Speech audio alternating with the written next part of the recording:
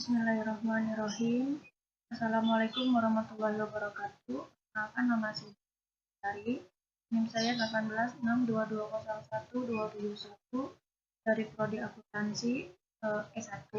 Di sini saya akan mereview atau mempresentasikan tentang analisis fraud Pentagon dalam mendeteksi potensi financial statement fraud.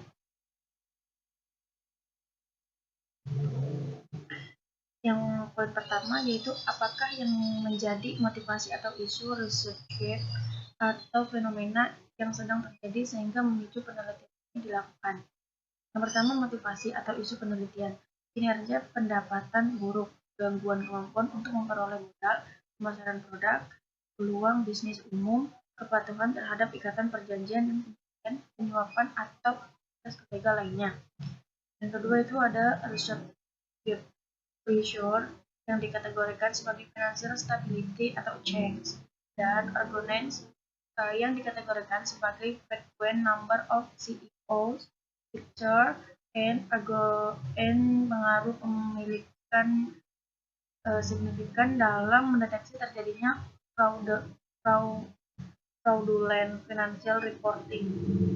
Tessa dan Harto 2016. Pressure atau change tidak berpengaruh signifikan terhadap financial statement fraud. Yesiariani dan Rahayu 2016. Pressure atau change berpengaruh signifikan terhadap financial statement fraud. Sihombing 2014. Dan dalam external pressure, leverage memiliki hubungan negatif terhadap statement fraud atau menurun 2013. External pressure atau leverage pembiayaan eksternal berhubungan dengan terjadinya fraud atau Fusion 2009. Yang ketiga ada fenomena kasus Kimia Farma dan Bakri Group terjadi pada emiten tersebut masih terjadi perusahaan yang terdaftar dalam indeks LQ 45. Berdasarkan contoh kasus, perusahaan yang terdaftar dalam LQ 45 masih memiliki peluang untuk melakukan financial statement fraud, walaupun memiliki saham berkualitas baik dan paling liquid. Hartono 2009. Dikarenakan manajemen ingin mempertahankan posisi menjadi salah satu emiten LQ 45 dengan tujuan likuiditas saham tinggi karena banyak yang membeli saham perusahaan dan sekaligus membuat harga atau nilai perusahaan yang meningkat. Lestari 2015. Kritiknya di sini tidak ada kritik untuk poin ini. Penulis sudah cukup menjelaskan motivasi atau isu penelitian, research gap, dan fenomena dengan baik. Yang poin kedua yaitu ada jelaskan artikel-artikel utama dalam penelitian ini. Yang A, fraud bisa dijelaskan sebagai istilah mencakup semua tindakan yang merupakan konsep kecerdasan manusia melalui individu untuk mendapatkan manfaat dan keuntungan dari orang lain dengan penyajian yang salah, atau Albert dan Ziegelman 2009-7. Yang kedua, The Fraud Pentagon merupakan pengembangan dari triangle teori oleh Crissy 1953. Kemudian Fraud Diamond Theory yang dikembangkan oleh Wolf and Hermanson 2004. Yang J, pressure atau tekanan, yaitu adanya motivasi untuk menyembunyikan tindakan fraud. Tuan Kota 2012 menerangkan bahwa seseorang melakukan penipuan dan penggelapan uang perusahaan karena adanya tekanan yang menghidupnya. Karena tekanan itu berupa adanya kebutuhan mendesak yang harus diselesaikan atau tekanan keuangan. Kritiknya, tidak ada kritik untuk poin ini. Penulis sudah cukup menjelaskan artikel-artikel yang menjadi referensi dalam penelitian ini.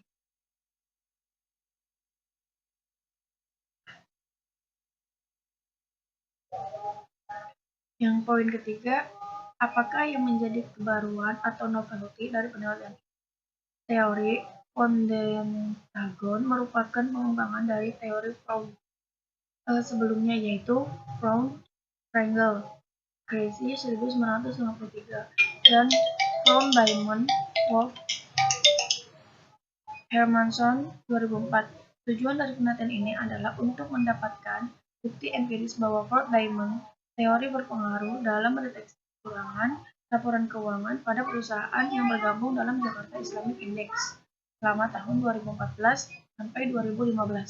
Kritik dalam penelitian ini, penelitian sudah cukup jelas dalam menjelaskan pengaruhan atau novelty dari penelitian ini. Yang poin keempat yaitu ada apa research question atau perumusan masalah dari penelitian ini. Yang pertama, apakah financial stability mempengaruhi finansian terhadap statement fraud? Apakah quality of external audit mempengaruhi financial statement fraud? Apakah change in auditor mempengaruhi financial statement fraud? Apakah change of director mempengaruhi financial statement fraud? Dan yang terakhir, apakah frequent number of CEO feature mempengaruhi financial statement fraud? Kritikan dari penelitian ini, peneliti tidak menjelaskan rumusan masalah dengan jelas. Perumusan hanya tersirat secara implisit. Seharusnya, masalah dijelaskan pada bagian latar belakang penelitian. Perumusan masalah yang disajikan atas merupakan hasil penelaah dari reviewer merujuk pada hipotesis dalam penelitian ini. Poin kelima, yaitu apa tujuan penelitian ini? Yang pertama, untuk mengetahui pengaruh financial stability, financial statement fraud. Yang kedua, untuk mengetahui quality of external audit terhadap financial statement fraud. Yang ketiga, untuk mengetahui change in auditor terhadap financial statement fraud. Yang keempat, untuk mengetahui change of director terhadap financial statement fraud. Yang kelima, untuk mengetahui frequent number of CEO feature terhadap financial statement fraud. Kritikan dari penelitian ini, peneliti tidak mengkonsep tujuan penelitian dalam bentuk hipotesis penelitian. Seharusnya, antara tujuan penelitian dan tujuan hipotesis dibuat dalam bagian yang terpisah. Selain itu, bahasan disajikan kurang sistematis dari segi redaksional. Tujuan penelitian di atas merupakan hasil modifikasi reviewer yang diambil dari hipotesis pengertian ini. Poin keenam yaitu apakah kontribusi dari penelitian ini laporan keuangan menjadi tolak ukur kinerja perusahaan sebagai packaging manajemen perusahaan yang berpengaruh dalam aktivitas investasi di masa yang akan datang. Statement of Financial Accounting Concept atau SFAC nomor 1 memaparkan bahwa unsur utama dalam menilai suatu kinerja atau pertanggungjawaban manajemen adalah dilihat dari informasi laba, sehingga dalam usahanya memberikan informasi laba yang bagus, kadang-kadang menimbulkan perilaku earning management. Kritiknya yaitu peneliti hanya menjelaskan kontribusi secara general. Harusnya kontribusi disampaikan lebih spesifik lagi dalam dampak penelitian. Poin ketujuh yaitu apakah grand teori yang digunakan dalam penelitian ini? Teorinya teori agensi mendeskripsikan hubungan antara pemegang saham sebagai prinsipal dan manajemen sebagai agen. Manajemen merupakan pihak yang dikontrak pemegang saham untuk bekerja demi kepentingan pemegang saham. Jika prinsipal dan agen memiliki tujuan yang sama, maka agen akan mendukung dan melaksanakan semua yang diperintahkan prinsipal. Bertentangan, jadi apabila agen tidak menjalankan perintah prinsipal tetapi untuk kepentingan sendiri. Kritikannya, peneliti menjelaskan grand teori secara eksplisit, yaitu teori agensi. Yang kedelapan, jelaskan keterkaitan grand teori yang digunakan dengan penelitian yang sedang dilakukan. Fraud atau kecurangan merupakan salah saja yang dilakukan secara sengaja yang telah direncanakan oleh salah satu atau lebih individu dalam manajemen, chart with government, karyawan maupun pihak ketiga dengan menipu untuk memperoleh keuntungan secara ilegal berdasarkan ISA 240 merupakan tindakan yang disengaja untuk memperoleh keuntungan yang tidak halal, sedangkan error merupakan salah satu dalam laporan keuangan yang tidak disengaja. Perbedaan antara error dan fraud adalah perbuatan yang menyebabkan salah saji pada laporan keuangan, disengaja atau tidak. Kritikannya, peneliti tidak menjelaskan keterkaitan yang digunakan dengan judul penelitian secara eksplisit. Grand teori hanya menggambarkan secara implisit dalam penelitian ini. Penjelasan di atas merupakan hasil dari penelaah oleh reviewer. Yang kesembilan, buatlah gambar kerangka konseptual. Di sini ada financial stability, quality external audit, change in auditor, change of director, frequent number of CEO. Berhubungan dengan financial statement fraud. Kritiknya, peneliti tidak menjelaskan mana variabel independen, dependent, moderating secara implisit dengan tanda yang bisa dipahami. Seharusnya peneliti memberikan tanda variabel independen dengan tanda X1 dan X2, variabel dependen dengan tanda Y. Yang ke-10, apa hipotesis penelitiannya? H1, financial stability mempengaruhi financial statement fraud. Ya, H2, quality of external audit mempengaruhi financial statement fraud. H3, change in auditor mempengaruhi financial statement fraud. H4, change of director mempengaruhi financial statement fraud. H5, frequent number of CEO factor mempengaruhi financial statement fraud. Kritiknya, tidak ada kritik untuk poin ini. Penulis sudah cukup menjelaskan artikel-artikel yang menjadi referensi dalam penelitian ini. Poin 11 yaitu jelaskan metode penelitian yang digunakan, rancangan penelitian, definisi operasional, variabel dan pengukurannya, teknik penarikan sampel, unit analisis, jenis data yang digunakan, uji kelayakan model, dan model analisis data.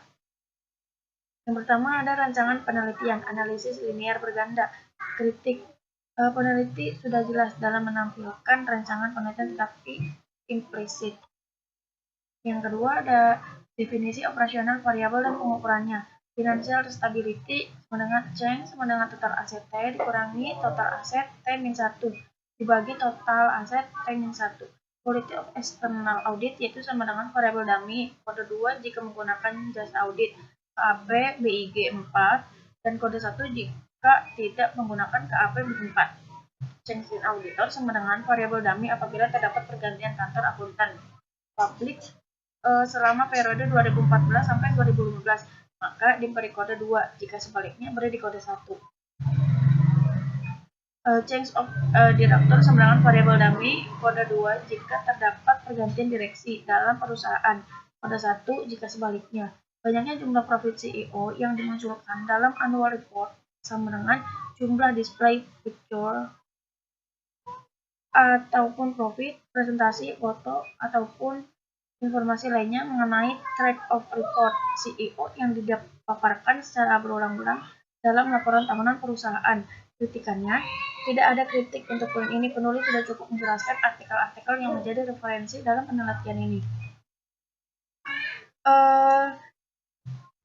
Ada jenis data. Jenis data dalam penelitian ini adalah data sekunder yang diambil dari perusahaan Jakarta Islamic Index. Peneliti sudah jelas dalam menampilkan uji kelayakan model secara implisit. Yang F, uji kelayakan model, analisis, deskriptif, statistik. Kritiknya, peneliti sudah jelas dalam menampilkan uji kelayakan model tapi secara implisit. Yang ini tabel 2, deskriptif, frekuensi, statistik, variabel dummy. Yang ketiga ada tabel 3, uji T. Peneliti sudah menampilkan analisis data yang bisa dilihat dalam bentuk, tetapi penjelasan dari tabel-tabel tersebut tidak dijelaskan secara spesifik. Yang C, teknik penarikan sampel. Sampel pada penelitian ini diperoleh dengan purposive sampling method dengan kriteria sebagai berikut. Yang pertama, perusahaan yang terdaftar di Jakarta Islamic Index pada tahun 2014-2015.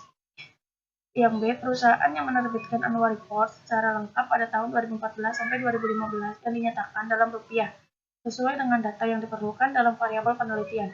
Yang C, perusahaan tidak di-listing pada tahun 2014 sampai 2015. Kritikannya, tidak ada kritik untuk poin ini. Penulis sudah cukup menjelaskan artikel-artikel yang menjadi referensi dalam penelitian ini. Yang D, ada unit analisis. Diperoleh 60 sampel perusahaan berdasarkan kriteria sampel terdapat out of kriteria current year sebanyak 4 sampel.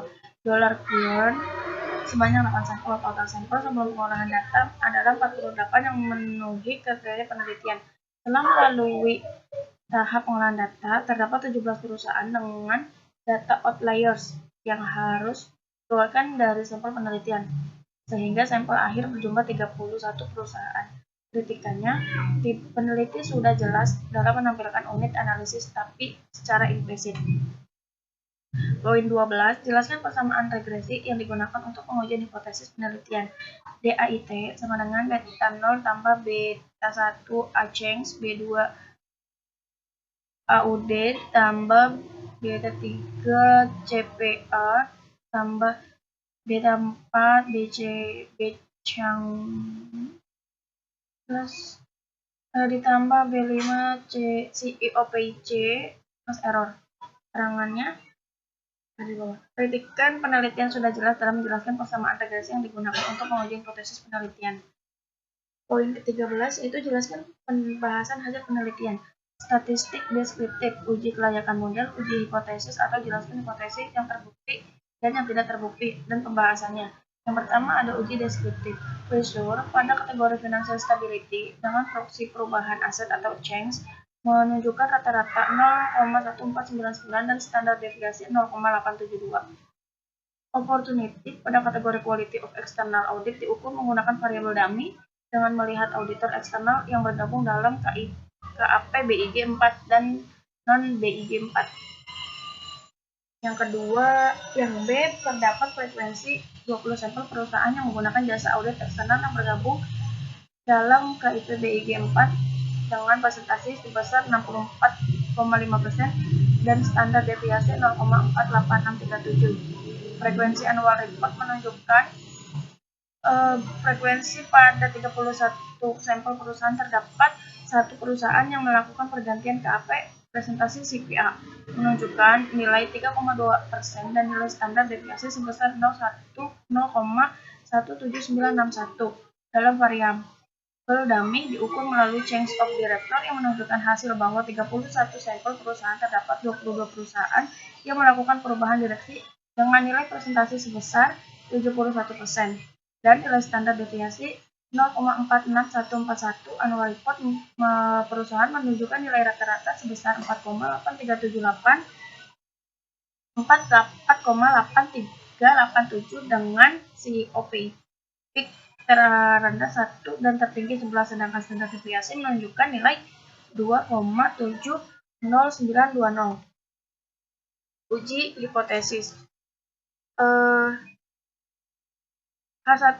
Hasil pengujian hipotesis. H1 membuktikan bahwa financial stability atau change berpengaruh terhadap financial statement fraud dengan nilai T sebesar 5,946, signifikan 0,000 dan B 0,471. Hasil penelitian tersebut terdapat pengaruh antara financial stability terhadap financial statement fraud. Hasil penelitian ini juga mendukung penelitian yang dilakukan Skousen 2009 dan Sihombing 2014 bahwa financial stability atau change berpengaruh terhadap financial statement fraud. H2, pengujian hipotesis H2, uji T menunjukkan nilai T sebesar 0,698, signifikan sebesar 0,493 dengan nilai B sebesar 0,011, nilai signifikan lebih 0,05. Hal ini artinya hipotesis H2C ditolak. Hasil penelitian ini mendukung penelitian yang dilakukan oleh Tessa dan Harto 2016 bahwa Quality of External Audit atau AUD tidak berpengaruh terhadap financial statement fraud. Ketiga, pengujian hipotesis ketiga dengan hasil ini bahwa pergantian auditor berpengaruh terhadap financial statement fraud. Hal ini ditunjukkan pada uji T bahwa nilai T sebesar 2,220, signifikan sebesar 0,038 dengan nilai D sebesar 0,108. Hasil penelitian ini bertentangan dengan Skousen 2009, Sihombing dan Raharjo 2014, Yesi Aryani dan Rahayu 2016, Tessa dan Harto 2016, dan menemukan hasil bahwa pergantian auditor tidak berpengaruh terhadap financial statement fraud.